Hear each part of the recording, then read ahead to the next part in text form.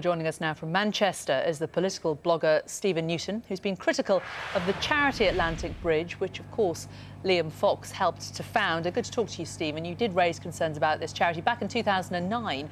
What's your reaction to Dr. Fox's departure? Well, in a sense, I'm disappointed we're not, the scandal isn't carrying on a little longer, because we've actually had sort of three scandals that have kind of bumped into each other. We first sort of started taking an interest in Dr. Fox around his dealings with the US conglomerate 3M and the sale of MOD technology to them. And that kind of led us to Adam Werrity and finally to the Atlantic Bridge, which is a charity that was wound up last September.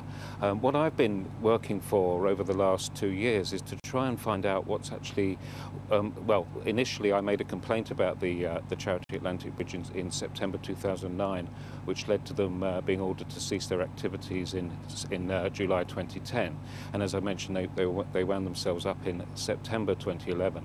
But what we don't know is what's happened to that charity's assets. We've been told by the Charity Commission that they've been demised to another charity with similar aims, but the Charity Commission either can't or won't reveal who that other charity is, and neither will anybody else associated with that charity. We've also know that over the last few years they've spent over £250,000, which the Charity Commission has said has not been spent on anything charitable. And what I've been campaigning for recently is to see that money recovered and to see the tax that's been foregone in favour of the charity clawed back for the benefit of the taxpayer. But Stephen, there's no suggestion that Dr. Fox did profit. Sorry to interrupt you, but there's no suggestion that Dr. Fox actually financially benefited personally from this charity, is there? I mean, do you think that it was worth losing his job over, just the fact that he'd founded it? Well, I think he may not have benefited financially, but he certainly benefited from the activities of the Atlantic Bridge. The Atlantic Bridge was established to create networking opportunities between senior members of the Conservative Party, in particular Dr. Fox, and their allies in the United States of America. Dr. Fox was able to travel the world on the proceeds of this charity, and he was certainly able to raise his profile with important political figures and to further his career. So while he may not have received actual cash payments, he certainly received a lot of benefit.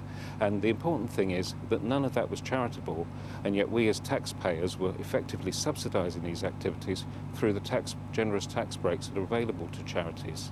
Stephen, do you have any confidence that the government inquiry that is being carried out will give any answers? No, I'm not, to be honest, because I think what we actually need is a much more serious investigation.